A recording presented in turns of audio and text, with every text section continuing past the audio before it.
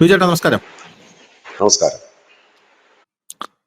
ഓരോ കാര്യങ്ങൾ നമ്മുടെ പ്രധാനമന്ത്രി ഡീല് ചെയ്യുന്ന രീതി വളരെ സുന്ദരമാണ്. ഈ ട്രംപും പുടിനും തമ്മിലുള്ള കൂടിക്കാഴ്ചയ്ക്ക് ശേഷം നമ്മൾ പ്രതീക്ഷിച്ചിരുന്നത് ആ കൂടിക്കാഴ്ച പാളിപ്പോകും. പാളിപ്പോയതിനു ശേഷം ഇന്ത്യക്ക് 100% തീരുവ വരും. പാകിസ്ഥാനും ഇന്ത്യയുമായി യുദ്ധം പ്രഖ്യാപിക്കും. ഈ വോട്ട് ചോരിയുമായി ബന്ധപ്പെട്ട് രാഹുൽ ഗാന്ധി കുറച്ചുകൂടെ പ്രതിഷേധം ശക്തമാകും. കാരണം ആഭ്യന്തര ഒരു കലാപം നടത്തി നമ്മുടെ സർക്കാരിനെ അട്ടിമറിച്ച് പുതിയൊരു സർക്കാരിനെ കൊണ്ടുവന്നാൽ മാത്രമേ അമേരിക്കയുടെ ഉദ്ദേശം നടക്കുകയുള്ളൂ. അമേരിക്കയുടെ ഉദ്ദേശം എന്ന് പറഞ്ഞാൽ റഷ്യൻ എണ്ണ വാങ്ങിക്കുന്നതിന്റെ മറ പിടിച്ചുകൊണ്ട്, പല മാധ്യമങ്ങളും എഴുതുന്ന അതാണ്, മറ പിടിച്ചുകൊണ്ട് അമേരിക്കയ്ക്ക് ഇന്ത്യൻ മാർക്കറ്റിൽ കടന്നു കയറാൻ പറ്റാത്തതിന്റെ ചുരുക്ക് തീർക്കുകയാണെന്നാണ് പറയുന്നത്. ഈ താരിഫ് വഴി നമ്മുടെ കർഷകരുടെ മാർക്കറ്റിൽ, കാർഷിക മാർക്കറ്റിൽ അവർക്ക് കയറാൻ പറ്റുന്നില്ല, നമ്മുടെ മറ്റ് മാർക്കറ്റുകളിൽ അവർക്ക് കയറാൻ പറ്റുന്നില്ല, ചില കാര്യങ്ങൾക്കൊക്കെ പേറ്റന്റ് ഒക്കെ കൊടുക്കണമെന്ന് പറഞ്ഞു. അത് നടന്നില്ല. നമുക്ക് കോൺഗ്രസ് സർക്കാരാണെങ്കിൽ, ഇപ്പൊ അമേരിക്ക തന്നെ, അമേരിക്കൻ ഡീപ് സ്റ്റേറ്റോ CAO നിയന്ത്രിക്കുന്ന ഒരു കോൺഗ്രസ് സർക്കാരൊക്കെ ആണെങ്കിൽ ഈസി ആയിട്ട് അവർക്ക് നടക്കും. രാഹുൽ ഗാന്ധിയൊക്കെ ഇന്ത്യയുടെ പ്രധാനമന്ത്രി കഴിഞ്ഞാൽ അമേരിക്കയുടെ മുമ്പിൽ ചെന്ന് കൃത്യമായിട്ട് കാര്യങ്ങളൊക്കെ രാഹുൽ ഗാന്ധി അമേരിക്കയുടെ ചൊൽപ്പടിക്ക് അനുസരിച്ച് മുന്നോട്ട് കൊണ്ടുപോയിക്കോളും. നമ്മുടെ രാജ്യത്ത് വലിയ സംഭവ വികാസങ്ങളൊന്നും ഉണ്ടാകാൻ സാധ്യതയില്ല. അങ്ങനെ അല്ലാത്തൊരു പക്ഷം നമ്മളിപ്പോൾ വളരാൻ ശ്രമിക്കുന്നുള്ളത് കൊണ്ടാണ് രാജ്യത്ത് സ്വാഭാവികമായിട്ടും പ്രതിഷേധങ്ങളും കാര്യങ്ങളൊക്കെ ഉണ്ടാകുന്നത് എന്നെല്ലാവർക്കും അറിയാം. അപ്പൊ കഴിഞ്ഞ ദിവസം എൻ്റെ ഒരു സുഹൃത്ത് പറയുന്നത് കേട്ടോ, കോൺഗ്രസ് ഭരിച്ചിരുന്ന കാലത്ത് വളരെ സുന്ദരമായിരുന്നു, പ്രതിഷേധങ്ങളും കാര്യങ്ങളും ഒന്നും ഇല്ലായിരുന്നു. അതിന്റെ ഒരു മറുപടിയായിട്ട് ഞാൻ അവന് കൊടുത്തത്, അത് ശരിയാണ്, കോൺഗ്രസ് ഭരിച്ചിരുന്ന കാലത്ത് ചൈന പോലും ഇന്ത്യയുടെ അതിർത്തി മാന്തിയിരുന്നില്ല എന്നുള്ളതാണ്. അതിർത്തി മാന്താത്തതിന്റെ കാരണം ഇവർ കൊടുക്കുമായിരുന്നല്ലോ. കാരണം അതിർത്തി എന്തെങ്കിലും മാന്തുകയാണെങ്കിൽ അത് അതിശഭൂമിയാണ്, നിങ്ങൾ എടുത്തോ എന്ന് പറഞ്ഞ അക്സായി ചിഹ്നൊക്കെ അവർക്ക് കൊടുത്തു.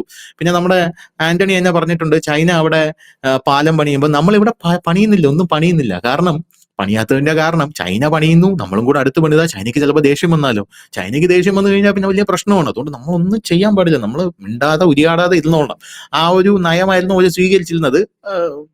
അതുകൊണ്ട് കാര്യങ്ങളൊക്കെ മുന്നോട്ട് പോയിരുന്നു. പക്ഷെ ഇപ്പോ അങ്ങനെയല്ല കാര്യങ്ങൾ. ഇപ്പോ കുറച്ചുകൂടെ വളരെ സ്മൂത്ത് ആയിട്ടാണ് കാര്യങ്ങളൊക്കെ നരേന്ദ്രമോദി കൊണ്ടുപോകുന്നത്. നമ്മൾ ഇതിൽ ഏറ്റവും കൂടുതൽ നമ്മൾ ഫേസ് ചെയ്തിരുന്ന ഒരു പ്രശ്നം എന്ന് പറഞ്ഞാൽ നമ്മുടെ സമുദ്രോൽപ്പന്നങ്ങൾ. അത് അമേരിക്കയിലേക്ക് നമ്മൾ അതിഭീകരമായിട്ട് കയറ്റി വെച്ചിരുന്നു. അപ്പൊ ആ ഒരു മേഖല തകർച്ച നേരിടുന്നു എന്നുള്ള റിപ്പോർട്ടുകൾ പുറത്തു വന്നു. അപ്പൊ എന്ത് ചെയ്യും ഇതിനെ എന്നുള്ളൊരു ഒരു ചിന്തയിലാണ് പ്രധാനമന്ത്രി നരേന്ദ്രമോദിയുടെ ഒരു ഉറപ്പ് വരുന്നത്. ഈ റിസ്ക് ഞാൻ ഏറ്റെടുക്കുന്നു, നമുക്ക് നഷ്ടം വരും, പക്ഷെ ആ നഷ്ടം ജനങ്ങളിലേക്ക് എത്തിക്കാതെ ഞാൻ പ്രൊട്ടക്ട് ചെയ്ത് പിടിച്ചോളാം എന്ന് നരേന്ദ്രമോദി പറയുന്നു. അമേരിക്കയിലേക്ക് ഇത് കൊണ്ടുപോകാനായിട്ടുള്ള നീക്കം നടത്തുന്നു. അത് അവര് താരിഫ് അടിച്ചതോടുകൂടി മാറി എന്ന് പറഞ്ഞാൽ അത് നമുക്ക് പറ്റാതായി. ഇപ്പോ നരേന്ദ്രമോദി ശ്രമിക്കുന്നത് China, UK, European union, Indonesia പോലുള്ള ആസിയാൻ രാജ്യങ്ങളിലേക്കും പിന്നെ ആഫ്രിക്കൻ കൺട്രീസിലേക്കും യൂറോപ്യൻ രാജ്യങ്ങളിലേക്കും ഒക്കെ നമ്മുടെ സമുദ്രോൽപ്പന്നങ്ങൾ കയറ്റി അയക്കാനുള്ള കരാറ് നേടിയെടുക്കാനുള്ള ശ്രമമാണ് ഇപ്പോൾ നമ്മുടെ ഇന്ത്യൻ പ്രധാനമന്ത്രി നടത്തുന്നത്. ഇത് അക്ഷരാർത്ഥത്തിൽ ട്രംപിനെ ഞെട്ടിച്ചിരിക്കുകയാണ്.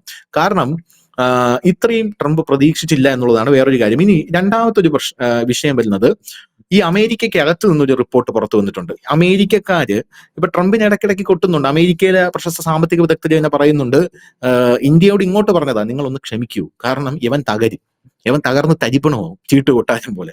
അതുകൊണ്ട് ഒരു വർഷം ഒന്ന് ക്ഷമിച്ചാൽ മതി. ഇയാളുടെയൊക്കെ ഈ തുക്ലക്ക് പരിഷ്കാരങ്ങളാണ്, അതൊക്കെ ഇപ്പൊ തകർന്നു പോകും. അതുകൊണ്ടൊന്ന് ക്ഷമയോടെ കാത്തിരിക്കൂ. അതുകൊണ്ടായിരിക്കാം ചിലപ്പോൾ മോദിയൊക്കെ വായും പൂട്ടി ഉണ്ടായിരിക്കുന്നത്. ഇപ്പോ നമുക്ക് മനസ്സിലാവുന്ന കാര്യം, ഇന്ത്യ ചത്ത സമ്പദ് വ്യവസ്ഥയാണ് എന്ന് ട്രംപ് പറയുന്നു. പക്ഷേ ഇന്ത്യ ചത്ത സമ്പദ് വ്യവസ്ഥയല്ല എന്ന് നമുക്ക് എല്ലാവർക്കും അറിയാം. ഒരു വർഷം ഈ സ്റ്റോക്ക് മാർക്കറ്റിൽ 8 കോടി രൂപ നിക്ഷേപിച്ച് എനിക്ക് തോന്നുന്നു വർഷാവർഷം 25 ലക്ഷം രൂപ വരുമാനം രാഹുൽ ഗാന്ധിക്ക് വരെ അതിലുണ്ട്. രാഹുൽ ഗാന്ധി പക്ഷേ ട്രംപിനെയാണ് സപ്പോർട്ട് ചെയ്യുന്നത് ഈ കാര്യത്തിൽ, ഇന്ത്യ ചത്ത സമ്പദ് വ്യവസ്ഥയാണെന്നുള്ള കാര്യത്തിൽ സപ്പോർട്ട് ചെയ്യുന്നത്. അതൊക്കെ വളരെ വിരോധാഭാസമാണെന്ന് നമുക്കറിയാം. എന്തായാലും ഇന്ത്യയെ തളർത്താൻ ശ്രമിച്ചാൽ പണി കിട്ടുന്നത് അമേരിക്കൻ കമ്പനികൾക്ക് തന്നെയാണെന്ന് ഇപ്പൊ അമേരിക്ക തന്നെ പറഞ്ഞിരിക്കുകയാണ്. നികുതി ാണ് ട്രംപ് വിശേഷിപ്പിച്ചത്.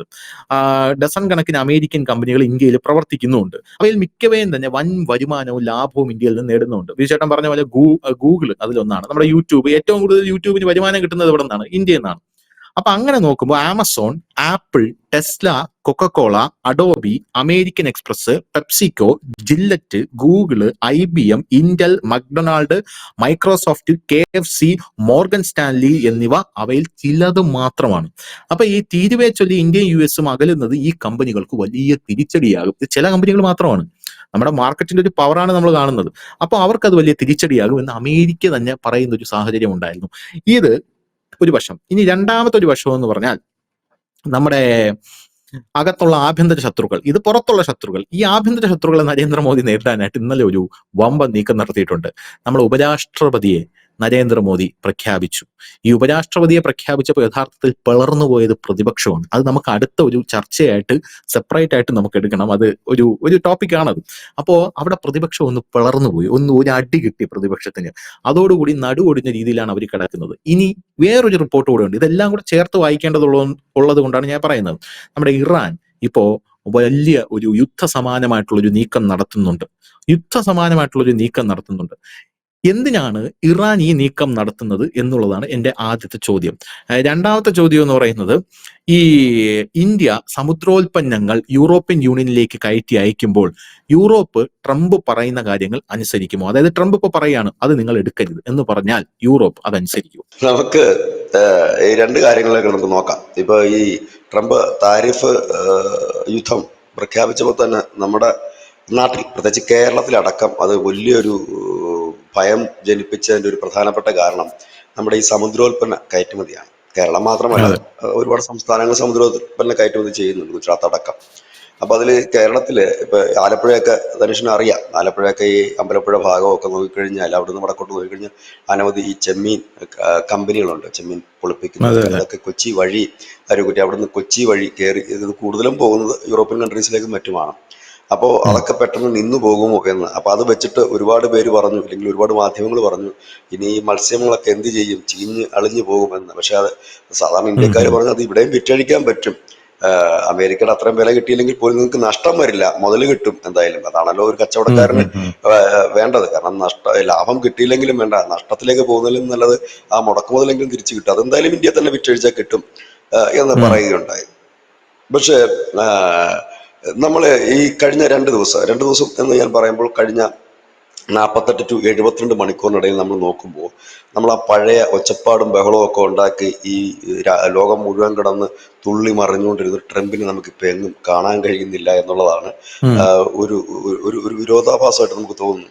കാരണം വെച്ചാൽ രാവിലെ തൊട്ട് വൈകുന്നേരം വരെ അദ്ദേഹത്തിന്റെ സോഷ്യൽ ട്രൂത്തിൽ നിരന്തരം പോസ്റ്റുകൾ ഇടുക, അപമാനിക്കുക, അവഹേളിക്കുക, ഭീഷണിപ്പെടുത്തുക ഒക്കെ. ഇങ്ങനെ എന്താണ് നമ്മൾ പറയില്ലേ, നമ്മുടെയൊക്കെ വീടുകളിലൊക്കെ കൊച്ചു കുട്ടികളുണ്ടെങ്കിൽ തുള്ളിച്ചാടി ബഹളം വെച്ചൊക്കെ കിടക്കുന്ന കുട്ടികൾ ചിലപ്പോൾ പെട്ടെന്നൊരു പനിയോ എന്തെങ്കിലും വന്ന് 2 ദിവസം കിടക്കുമ്പോൾ നമുക്ക് തന്നെ ഒരു ബുദ്ധിമുട്ടാണ്, ഒരു പാവം എന്ന് പറയുന്നതൊക്കെ. ഇപ്പം നമ്മുടെ ഒരു അവസ്ഥയോ അത് തന്നെ.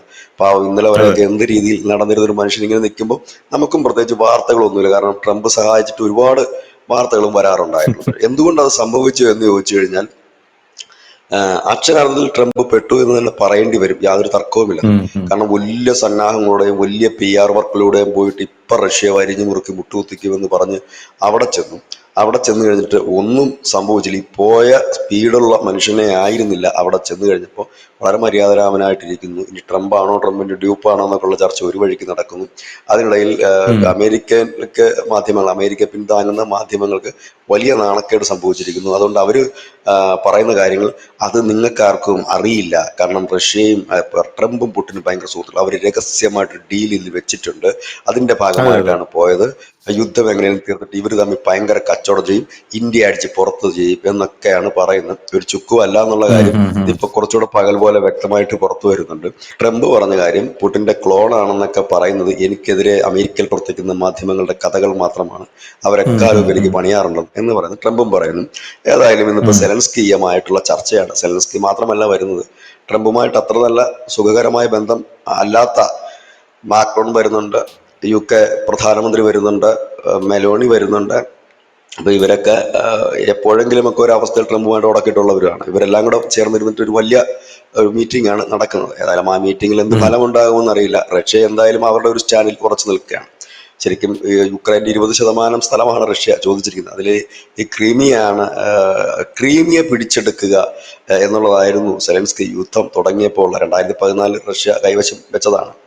അപ്പോ ഇപ്പോ പറയുന്നു അത് പിന്നെ ബിൽ ക്ലിന്റന്റെ കാലത്ത് പോയതാണ്, അന്നൊന്നും ബഹളമൊന്നും ഇല്ല എന്നുള്ളതാണ് ഇപ്പൊ ട്രംപ് ചോദിക്കുന്നത്. അതിനെന്തേടെ, അത് അവരുടെ തന്നെ ഇരിക്കട്ടെ, ഇപ്പോഴും അവരുടെ അല്ലേ ഇരിക്കുന്നത്, വലിയ കുഴപ്പമൊന്നും ഇല്ലല്ലോ എന്ന് പറയുന്നു.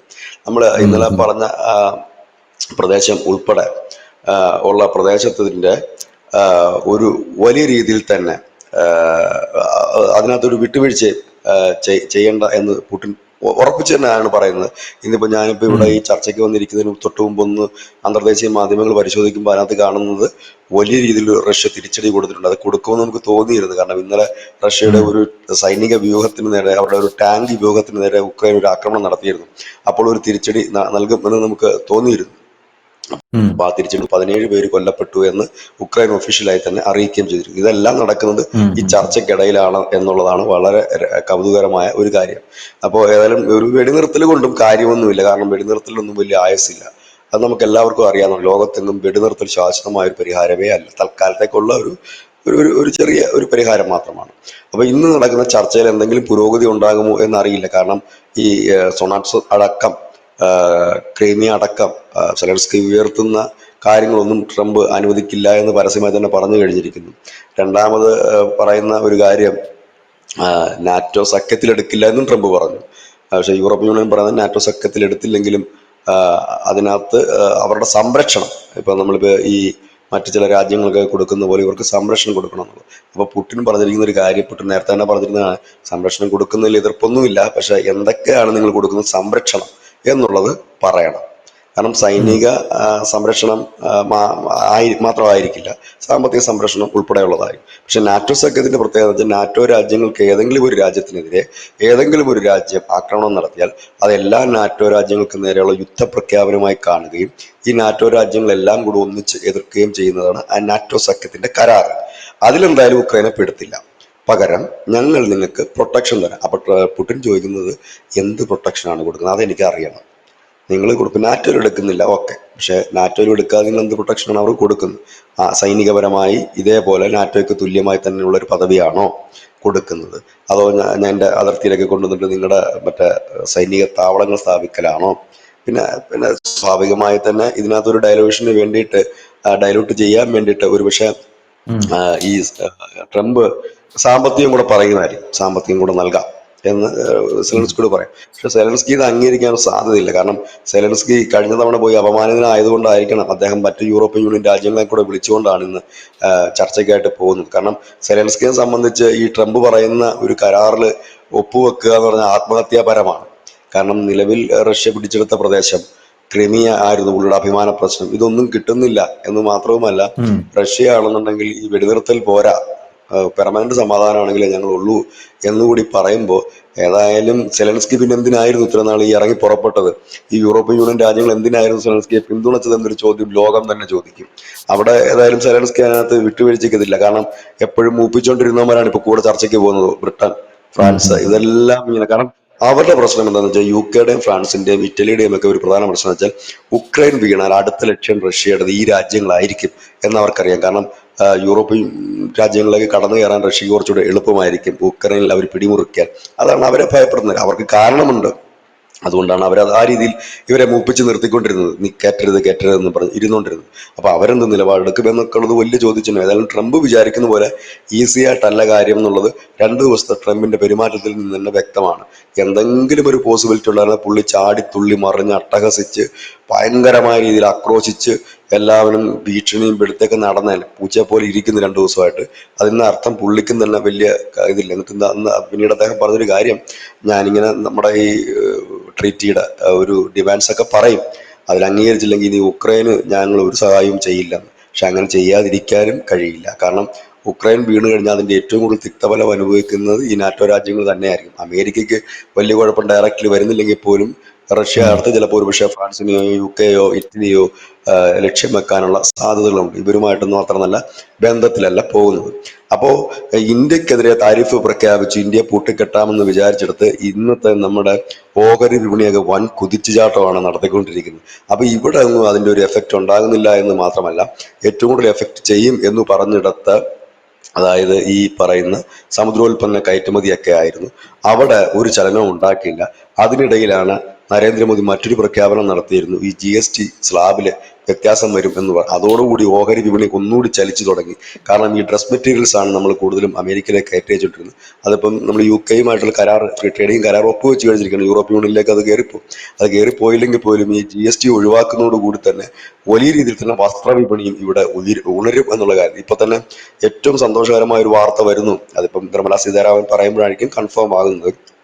ഒന്ന്, 1200cc താഴെയുള്ള കാറുകൾക്ക് ഈ GST 28% എന്നുള്ളത് 18% കുറയ്ക്കുന്നു. അതായത് 28 രൂപ കൊടുക്കുന്നത് 18 രൂപ കൊടുത്താൽ മതി. അതൊരു വലിയ കാര്യം തന്നെയാണ്. കാരണം ഈ ദീപാവലി സീസണിലാണ് ഇന്ത്യയിലെ വാഹന വിപണി എന്നല്ല, എല്ലാ വിപണിയും ഉണരുന്നതും പുതിയ ലോഞ്ചിങ് നടക്കുന്നത് ദീപാവലി സമയത്താണ്. നമുക്കറിയാം ഈ പുതിയ കാറിൻ്റെയൊക്കെ ലോഞ്ചിങ് ഡിക്ലെയർ ചെയ്തിരിക്കുന്ന എല്ലാം ഒക്ടോബറിലാണ്. ഒക്ടോബർ, ഉം, നവംബർ ഉം, വെച്ചിട്ടാണ് ഇതെല്ലാം ചെയ്തിരിക്കുന്നത്. അപ്പൊ ചെറിയ കാറുകൾ 1200cc എന്ന് പറയുന്ന കാറുകൾ ആണ് ഇപ്പോൾ നമ്മുടെ ഇന്ത്യൻ നിരത്തുകളിൽ ഏറ്റവും കൂടുതൽ മിഡ് സൈസ് SUV ഒക്കെ ആയിട്ട് പലരും ഇറക്കുന്നുണ്ട്.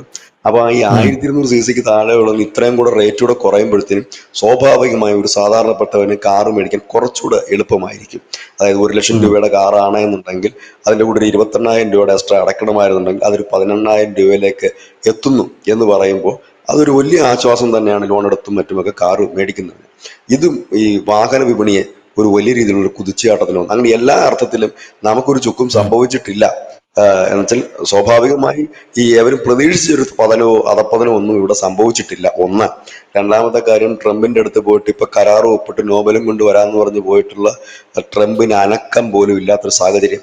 അതുപോലെ തന്നെ ചൈനീസ് വിദേശകാര്യമന്ത്രി ഇവിടെ എത്തുമ്പോൾ നമ്മള് ചൈനയുമായിട്ട് ഇത് അമേരിക്കയിലെ സാമ്പത്തിക വിദഗ്ധർ തന്നെ പറഞ്ഞതാണ്. നിങ്ങൾ ഈ ഇന്ത്യയോട് കാണിക്കുന്നത് വിപരീത ഫലമുണ്ടാക്കും. കാരണം അവർ ചൈനയായിട്ട് കൂടുതലെടുക്കും, റഷ്യയായിട്ട് കൂടുതലെടുക്കും. അങ്ങനെ ചൈന, റഷ്യ, ഇന്ത്യ ഒരു സഖ്യം വരും. അവരുടെ ബ്രിക്സ് രാജ്യങ്ങളിൽ തന്നെ കച്ചവടം ചെയ്ത കാര്യങ്ങൾ മുമ്പോട്ട് പോയി. ഇപ്പൊ തന്നെ അവന്മാർ തമ്മിൽ 1 ലക്ഷം കോടി രൂപയുടെ ബിസിനസ്സാണ് പെർ ഇയർ ബ്രിക്സ് രാജ്യങ്ങൾ നടത്തുന്നത്. അതിനകത്തേക്ക് കൂടുതൽ രാജ്യങ്ങൾ വരും. പണി പാളുമെന്ന് പറഞ്ഞു. കാരണം അവര് ഇപ്പൊ ഈ ശത്രുത എന്ന് പറയുന്നത് നമ്മൾ നിരന്തരമുള്ള ശത്രുതയായിട്ട് കാണരുത് ഇന്ത്യയും ചൈനയുമായിട്ട് എന്നൊക്കെ പറഞ്ഞിരുന്നു. അതിന്റെ കൂടെ പശ്ചാത്തലത്തിലായിരിക്കും ഇപ്പൊ തൽക്കാലം മരവിപ്പിച്ച് നിർത്തിയിട്ടുണ്ട്. അതായത് ഒരു ചെറിയ ഉം, ഒരു സ്റ്റേ പോലെ ഡേറ്റ് ആണ് പുള്ളി മരവിപ്പിച്ച് നിർത്തിയിരിക്കുന്നത്. നിർത്തിയിട്ടുണ്ട് ഇന്ത്യക്കെതിരെയുള്ള താരിഫ്. അതൊന്നും ഇന്ത്യ മൈൻഡ് പോലും ചെയ്യുന്നില്ല. ഇപ്പൊ ചൈനയിലേക്ക് നമ്മൾക്ക് മുമ്പ് അവിടെ നമ്മൾ സമുദ്രോൽപ്പന്നങ്ങൾ കയറ്റുമതി ചെയ്തിരുന്നതാണ് ചൈനയായിട്ട്. അത് എല്ലാ ബിസിനസ്സും നമ്മൾ ഇടക്കാലം നിർത്തിവെച്ചു. ഇപ്പോൾ ഇഷ്ടംപോലെ ഇലക്ട്രോണിക്സ് ഐറ്റംസ് കയറി പോകുന്നുണ്ട്. കാരണം അവിടെ നിന്നുള്ള നമ്മളിപ്പോൾ ഉം, കേൾക്കും പ്രേക്ഷർ കൗതുകം വരും. അവിടെ എല്ലാടെ ഇലക്ട്രോണിക്സ് ഒക്കെ നിർമ്മിക്കുന്നത് എന്താണെന്ന് വെച്ച് കഴിഞ്ഞാൽ അവിടെ നിന്ന് പ്രൊഡക്റ്റ് ഇവിടെ വന്നിട്ട് ഇവിടെ അസംബിൾ ചെയ്തിട്ട് കയറ്റി വിടുന്നത്. അതുകൊണ്ടുള്ള ഗുണം എന്താണെന്ന് ചോദിച്ചാൽ നമുക്കതൊരു ഇലക്ട്രോണിക്സ് കയറ്റുമതി ആണെങ്കിൽ ചൈനയെ സംബന്ധിച്ച് ഇവിടെ ഉൽപ്പാദിപ്പിച്ചിട്ട് ആ ഉൽപ്പാദനം മറ്റു പല രാജ്യങ്ങളിലേക്കും കടത്തിവിടാൻ അവർക്ക് കുറച്ചുകൂടെ എളുപ്പമാണ്. കാരണം ഈ ഇന്ത്യയിൽ ഉം, ഈ പറയത്തക്ക വലിയ നൂലാമാലകളില്ല. പിന്നെ പല രാജ്യങ്ങളിലെയും ഈ ചൈന പ്രൊഡക്റ്റ് എന്നതിൽ നിന്ന് മാറിക്കൊണ്ട് മുമ്പും നമ്മൾ ഈ പരിപാടിയൊക്കെ ചെയ്തിട്ടുണ്ട്. കാരണം ഇപ്പോഴും നമ്മുടെയൊക്കെ ഈ കമ്പ്യൂട്ടറിന്റെ ഒക്കെ പല സാധനം അവിടെ നിന്ന് തന്നെ വരുന്ന സാധനങ്ങളാണ്. നമ്മുടെ ഇലക്ട്രിക്കൽ വാഹനങ്ങളുടെയൊക്കെ തന്നെ ഇത് തന്നെയാണ് അവിടെയും ചെയ്യുന്നത്. ഈ സാധനം അവിടെ കൊണ്ടുവന്നവരിത് വിറ്റഴിക്കുന്നു എന്നുള്ളത് തന്നെയാണ്. ഇതിനു വേണ്ടിയിട്ട് ചൈന വളരെ കാലമായിട്ട് അവിടുത്തെ വ്യവസായികൾ ശ്രമിച്ചുകൊണ്ടിരിക്കുകയാണ്. കാരണം ചൈനയ്ക്കെതിരെ ഒരു വലിയ താരിഫൊക്കെ പ്രഖ്യാപിച്ചു കഴിഞ്ഞപ്പോൾ ആ ഉൽപ്പന്നങ്ങൾ എന്ത് ചെയ്യും എന്നറിയാതെ അവർ പല രാജ്യങ്ങളിലേക്കും അത് കയറ്റി അയച്ച് അവിടുന്ന് ലേബൽ ചെയ്തു. പക്ഷേ ഇന്ത്യ സമ്മതിച്ചില്ല അത് ഇവിടെ വന്ന് ലേബൽ ഉം, ചെയ്ത് പോകാൻ. അങ്ങനെ വിയറ്റ്നാമിൽ നിന്ന് ലേബൽ ചെയ്ത് പോയ സാധനങ്ങൾക്ക് ട്രംപ് പിന്നെയും താരിഫ് അടിച്ചു കൊടുത്തു. ഇനിയിപ്പം എന്താണ് എന്നുള്ളതാണ് അടുത്ത വഴി നോക്കുന്നത്. പക്ഷെ ട്രംപ് ഗർവമൊന്നും കളയാൻ തയ്യാറല്ല. അദ്ദേഹം ഉം, പറയുന്നൊരു കാര്യം, ഞാൻ ഒരു 2-3 ആഴ്ചത്തേക്ക് വെയിറ്റ് ചെയ്യണം, 3 ആഴ്ചക്കുള്ളിൽ ഞാൻ ഇതിന്റെ രണ്ടിലൊന്ന് പറയും എന്നുള്ളതാണ്. രണ്ടിലൊന്ന് ഉം, എന്താണെന്നുള്ളത് ഇന്നത്തെ ദിവസം കൂടെ കഴിഞ്ഞ് നമുക്കറിയാം. അതിനിടയിൽ ട്രംപ് മൂന്നാമതൊരു കൂടിക്കാഴ്ച പുടിനുമായിട്ട് പ്ലാൻ ചെയ്യുന്നുണ്ടെന്ന് കേൾക്കുന്നു. അതിനിടയിലാണ് മറ്റു ചില നീക്കങ്ങൾ വിവിധ രാജ്യങ്ങൾ ഒരു യുദ്ധസമാനമായ ഒരുക്കങ്ങൾ നടക്കുന്നു. അതിലൊന്ന് ഇറാനാണ്. ഇറാൻ S-400 റഷ്യയുടേത് വിന്യസിക്കുന്നു എന്നുള്ളൊരു വാർത്ത വരുന്നുണ്ട്. ഒപ്പം തന്നെ അവരുടെ മിസൈലുകളുടെ ചില ടെസ്റ്റുകൾ നടന്നു എന്ന് പറയുന്നു. എനിക്ക് തോന്നുന്നു ഒരുപക്ഷെ ഈ ഇസ്രായേൽ ഗസ വളരെ വലിയ രീതിയിലുള്ള ആക്രമണം നടത്താൻ സാധ്യതയുണ്ട്. കാരണം ബെഞ്ചമിൻ ഉം, നെതന്യാഹുവിനെതിരെയൊക്കെ അവരുടെ രാജ്യത്ത് വലിയ പ്രതിഷേധവും തുടരുന്നുണ്ട്. കാരണം അദ്ദേഹത്തെ ഇംപീച്ച് ചെയ്യണം, ജയിലിൽ അടയ്ക്കണം എന്ന്. അത് അവരുടെ ഇന്റേണൽ പൊളിറ്റിക്സ് ആണ്, അവരുടെ രാജ്യത്തിനകത്തുള്ള രാഷ്ട്രീയ പ്രശ്നമാണ്. അപ്പോൾ അതുകൊണ്ട് അങ്ങനെ ഒരു സാഹചര്യം വന്നാൽ ബെഞ്ചമിൻ നെതന്യാഹു ചിലപ്പോൾ രണ്ടും കൽപ്പിച്ചൊരു വലിയ ആക്രമണത്തിന് ഒരുങ്ങിക്കൂടായികയില്ല. അങ്ങനെ വന്നു കഴിഞ്ഞാൽ ഉം, അത് ഇറാനുമായിട്ട് ചിലപ്പോൾ ഒരു ക്ലാഷിലേക്ക് പോകുമോ എന്നറിയില്ല. പിന്നെ ഈ വട്ടുപിടിച്ച് നിൽക്കുന്ന ട്രംപ് ചിലപ്പം ഈ നാണക്കേടെല്ലാം മറക്കാനായിട്ട് ഇറാന്റെ അടുത്ത് പിന്നെയും വല്ല മുട്ടു എന്നറിയില്ല. ഏതായാലും അവർ ആ രീതിയിൽ ഒരുങ്ങുന്നു. അതിനിടയിൽ കഴിഞ്ഞ ദിവസം ഉം, നമ്മളുടെ ശ്രീ മുനീർ, പാകിസ്ഥാന്റെ മേധാവി മുനീർ അഫ്ഗാനിസ്ഥാൻ ഒരു വാണിംഗ് കൊടുത്തിട്ടുണ്ട്. ഞങ്ങൾ നിങ്ങളുടെ ആപത്ത് കാലത്ത് സഹായിച്ചവരാണ്, പക്ഷേ ഇപ്പം നിങ്ങൾ ഇന്ത്യയുടെ കൂടാണ്, ഇതിന് നിങ്ങൾ വലിയ വില നൽകേണ്ടി വരുമെന്ന്. ഇതോടുകൂടി അവന്മാരും ഏതാണ്ടൊക്കെ തിരിഞ്ഞിങ്ങോട്ട് നിൽക്കുന്നുണ്ട്. ചൈനയും ഇന്ത്യയുടെ ചൈനയുടേതായ വഴി തന്നെ മുൻപോട്ട് നീങ്ങുന്നു. റഷ്യ വളരെ കൂളായിട്ട് നിൽക്കുന്നു. വളരെ യഥാർത്ഥ ഹീറോ പുടിൻ ആണ് എന്ന് തന്നെ പറയേണ്ടി വരും. കാരണം അദ്ദേഹം പറഞ്ഞ നിലപാട് തന്നെ അദ്ദേഹം ഉറച്ചു നിൽക്കുന്നു. ട്രംപിനെ പോലെ ചാഞ്ചാട്ടം അദ്ദേഹത്തിനില്ല. ഉം. അപ്പം ഇങ്ങനെ നിൽക്കുന്ന ഒരവസ്ഥ, അതായത് ഇന്ത്യയെയും റഷ്യയെയും പൂട്ടിക്കെട്ടി ലോക പോലീസായി ചമയാമെന്നുള്ള മോഹത്തിന് തിരിച്ചടിയായിരുന്നു ഇന്ത്യക്ക് ഒന്നും ഏശിയില്ല താരിഫ്. കാരണം ഈ താരിഫ് കൊണ്ട് നഷ്ടമുണ്ടാകാൻ പോകുന്നത് ഏറ്റവും കൂടുതൽ അമേരിക്കയ്ക്കാണെന്നുള്ളത് ഇപ്പോൾ കേരളത്തിലെ അമേരിക്കയ്ക്ക് അനുകൂലമായി എഴുതുന്ന മാധ്യമങ്ങൾ പോലും എഴുതാൻ തുടങ്ങിക്കഴിഞ്ഞിരിക്കുന്നു. അതിലൊന്ന് പ്രധാനപ്പെട്ടത് ഗൂഗിളാണ്. ഗൂഗിളിൽ തന്നെ സെർച്ച് എഞ്ചിൻ അടക്കം ഏറ്റവും കൂടുതൽ സബ്സ്ക്രൈബേഴ്സ് ഉള്ളത്, ഇല്ലെങ്കിൽ വരിക്കാരുള്ളത് കാണുന്നത് ഇന്ത്യൻസ് തന്നെയാണ്. യൂട്യൂബ് അടക്കം ഇന്ത്യൻസ് ആണ്. പലരും ചോദിക്കുന്നുണ്ട്, ഇപ്പം ഈ ജൂതൻ കണ്ടുപിടിച്ചതല്ലേ ഫേസ്ബുക്ക്, അതുകൊണ്ട് ഈ ജൂതനെ വിമർശിക്കുന്നവർ അതിൽ നിന്ന് ഇറങ്ങിപ്പോകൂ എന്ന് പറയുന്നതിനൊക്കെ നീയൊക്കെ എന്തിനാണ് യൂട്യൂബിൽ ഇരിക്കുന്നത്, ഇറങ്ങിപ്പോകൂ എന്ന് പറയാൻ ആർക്കും ധൈര്യമില്ല. കാരണം ഇന്ത്യക്കാരൻ യൂട്യൂബിൽ നിന്ന് ഇറങ്ങിപ്പോയാൽ അതോടുകൂടി തീരും. കാരണം ഏതൊരു സാധനവും ഇല്ലാതായി കഴിഞ്ഞാൽ അതിൻ്റെ ഒരു ഒരു ആൾട്ടർനേറ്റീവായിട്ട് വേറൊന്ന് വരും. അത് സ്വാഭാവികമായ പ്രകൃതിയുടെ നിയമമാണ്. നമ്മുടെ പിന്നെ എന്താണ് ഈ യൂട്യൂബിൽ നിന്ന് തകർന്നു കിട്ടാൻ ഒരുപാട് പ്ലാറ്റ്ഫോമുകൾ കാത്തിരിക്കുന്നുണ്ട്, പ്രത്യേകിച്ച് ഇന്ത്യയിൽ. കാത്തിരിക്കുന്നുണ്ട് അതെ അതെ ഇന്ത്യയിലെ. അതെ, യൂട്യൂബ് തകരില്ല, ഗൂഗിളിൻ്റെതായതുകൊണ്ട് തകരില്ല എന്നാണ് പല ആൾക്കാരും വിശ്വസിക്കുന്നത്. അങ്ങനെ ശരി തന്നെയാണ്. പക്ഷെ എങ്കിലും യൂട്യൂബ് ഒന്ന് തകർന്നു കിട്ടാനായിട്ട് ഉദാഹരണത്തിന് ഈ 1 മിനിറ്റുള്ള ഷോർട്ട് വീഡിയോസ് കൊണ്ടുവന്ന ടിക്ടോക്ക് ആണ്. ടിക്ടോക്ക് ഒരു വമ്പൻ ഒരു വിപ്ലവം തന്നെയായിരുന്നു കൊണ്ടുവന്നത്. ആ സമയത്ത് എല്ലാവരും വിചാരിച്ചു ഉറപ്പായിട്ടും ടിക്ടോക്ക് യൂട്യൂബിനെ ഓവർകം ചെയ്യുമെന്ന്. സ്വാഭാവികമായിട്ടും ഓവർകം ചെയ്തേനെ. കാരണം ഷോർട്സ് എന്ന് പറയുന്ന ഒരു സാധനം അവർ ആദ്യമായിട്ടാണ് അവതരിപ്പിക്കുന്നത്. അപ്പൊ അതിന് വമ്പൻ പ്രചാരണം കിട്ടി, എസ്പെഷ്യലി ഇന്ത്യയിൽ. ഇന്ത്യയിൽ അത് നിരോധിച്ചതോടുകൂടി യൂട്യൂബിനും ഇൻസ്റ്റാഗ്രാമിനും ഗൂഗിളിനും കോൾ അടിക്കുകയായിരുന്നു. ഒറ്റ ദിവസത്തിൽ 65,000 കോടി രൂപയാണ് ചൈനയുടെ ഈ വിപണിയിൽ നിന്ന് ഒലിച്ചു പോയതെന്നാണ് നമ്മൾ മനസ്സിലാക്കുന്നത്. അന്ന് ഗാൽവാനിൽ ആക്രമണം നടന്നല്ലോ. അപ്പം നരേന്ദ്രമോദി ഉടനെ തന്നെ ടിക്ടോക്ക് അടക്കമുള്ള ആപ്പ് നിരോധിച്ചു. അത് ചൈനയ്ക്ക് വലിയ തിരിച്ചടിയായി പോയി. പബ്ജി നിരോധിച്ചു. പക്ഷെ പബ്ജി ബാറ്റിൽ ഗ്രൗണ്ട് എന്ന് പറയുന്ന ഈ ചൈനയുടെ നിക്ഷേപങ്ങളെല്ലാം എടുത്തു മാറ്റിയിട്ട് അവർ തിരിച്ചു വരികയാണ് ചെയ്തത് ഇന്ത്യൻ വിപണിയിൽ. അപ്പൊ അത് വലിയൊരു സംഭവമായിരുന്നു. അതുകൊണ്ട് ടിക്ടോക്ക് ഓവർകം ചെയ്തേനെ. ബട്ട് അതിനു മുമ്പേ അതിവിടെ നിരോധിച്ചത് കൊണ്ട് ടിക്ടോക്ക് ഇപ്പോ എന്താ പറയാ, അവർക്ക് അങ്ങോട്ട് പെർഫോം ചെയ്യുന്നത് അങ്ങോട്ട് ശരിയായിട്ട് ചെയ്യാൻ പറ്റിയില്ല. അല്ലെങ്കിൽ യൂട്യൂബിനെ ഉറപ്പായിട്ടും ടിക്ടോക്ക് ഓവർകം ചെയ്തേനെ. പക്ഷെ യൂട്യൂബ് ഇത് കണ്ടിട്ട് ടിക്ടോക്കിന്റെ അതേ ഷോർട്സ് എന്ന് പറയുന്ന സാധനം, അതൊരു പുതിയ ഐഡിയ ആയിരുന്നു. ഷോർട്സ് എന്ന് പറഞ്ഞ സാധനം അതെടുത്തിട്ട് യൂട്യൂബിലിട്ടു, ഫേസ്ബുക്ക് അവർ റീൽസ് ആക്കി, ഇൻസ്റ്റാഗ്രാമിലും റീൽസ് വന്നു. ഇപ്പോൾ ഏറ്റവും കൂടുതൽ ആൾക്കാർ വീഡിയോ കാണാൻ ആഗ്രഹിക്കുന്നത് റീൽസ് ആയിട്ടാണ്. കാരണം 1 മിനിറ്റേ ഉള്ളൂ, പെട്ടെന്ന് കണ്ടു തീർക്കാം. നമ്മുടെ വീഡിയോയുടെ താഴെ തന്നെ കമന്റ് വരുമല്ലോ, നിങ്ങളുടെ വീഡിയോ ഈ 27 മിനിറ്റ് ആയതുകൊണ്ട് ഞങ്ങൾക്ക് കാണാൻ വളരെ ബുദ്ധിമുട്ട്, കുറയ്ക്കൂ എന്ന് പറഞ്ഞ് കമന്റ് വരുന്നുണ്ടല്ലോ. ആൾക്കാർക്ക് കാണാൻ താല്പര്യം 1 മിനിറ്റ് വീഡിയോസ് ആണ്. അതുപോലെ കഴിഞ്ഞ ദിവസം ഗൂഗിളിന് വില പറഞ്ഞൊരു ഇന്ത്യൻ സ്റ്റാർട്ടപ്പ്, അവര് ഒരു വലിയ ബില്യൺ കണക്കിന് ഡോളറാണ് പറഞ്ഞത്. അത്രയും വില തരാം, അത് ഗൂഗിൾ തരുമോ, സെർച്ച് എഞ്ചിൻ തരുമോ എന്ന് ചോദിച്ചിട്ട്. ChatGPT വന്നതോടുകൂടി ഗൂഗിളിന് ഡൗൺ ആയി തുടങ്ങിയല്ലോ.